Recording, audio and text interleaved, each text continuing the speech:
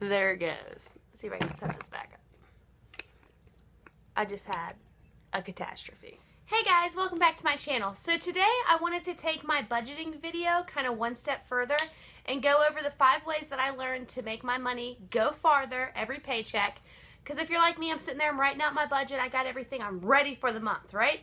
And then I get paid, and then I still have like a week and I'm out of money. And I'm like, where did it go?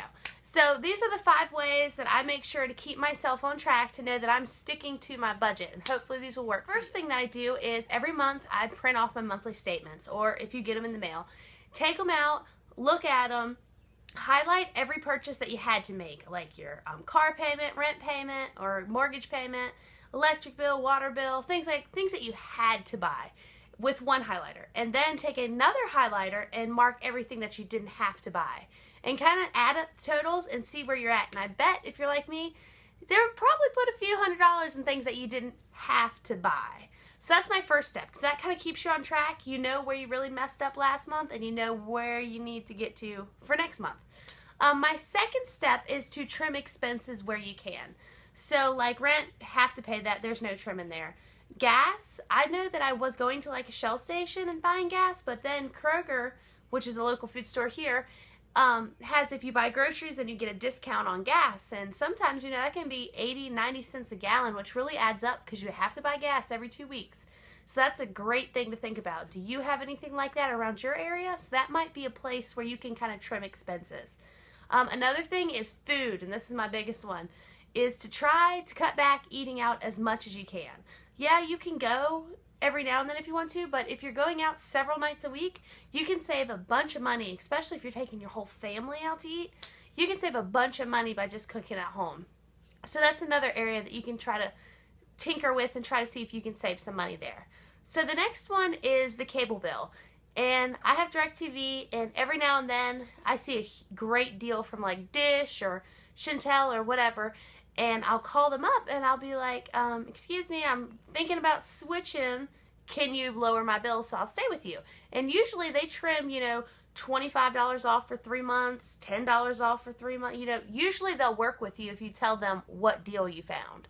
So that's a great way to trim expenses. And then when that $25 discount falls off, then I call them back and they do it again, and they've never said no so far. So hey, try that out, see if it works. It works for us every 3 months. So another great way to trim expenses. So the next thing is you can do call your phone company. Do you really need a house phone? Okay, some people have to have a house phone to have internet, but some people are still hanging on to those house phones, and I finally got rid of mine, and because the only people who ever called on it were telemarketers. Everybody called my cell phone, so that might be a great way to save money as well.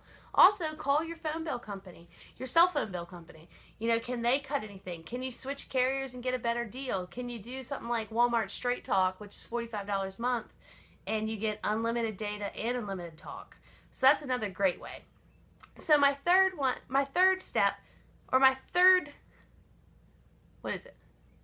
tip, is going back to food. So with food, if you spend $10 a day while you're out, coffee, lunch, or whatever, if you spend $10 a day in food eating out, that is $70 a week, which equates to $280 a month. And if you do that for the whole year, that's $3,360 that you've spent on eating out. Think of ways you can cut that back. Can you pack your lunch? Can you make your own coffee? Different things like that. And at the end of the year, you can save a couple $1,000s. It's amazing how those small $5, $10, $15 purchases can really add up in a year. So that is my third tip. The fourth one is to use cash versus card. So you have a physical attachment to cash, and you're a lot less likely to buy something if you have to pay cash for it, because as you're counting out them 20s and you're like, it's 5 20s, that's $100.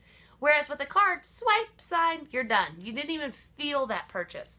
Another great thing you can do is if you want to make a purchase, hold off. Think about it for a few days, think about it for a week. If you still want it after a week, then go and get it, or then save up for it to go and get it.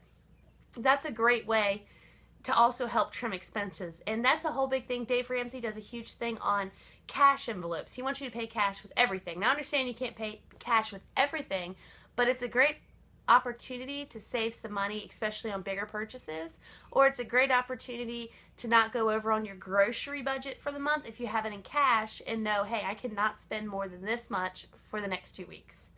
So my fifth and final tip is to cut down on entertainment where you can. I know.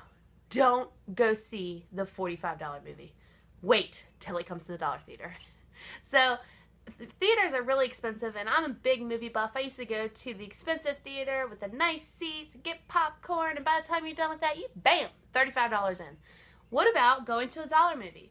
What about going to like a local park and packing lunch? What about hiking or biking or getting outside?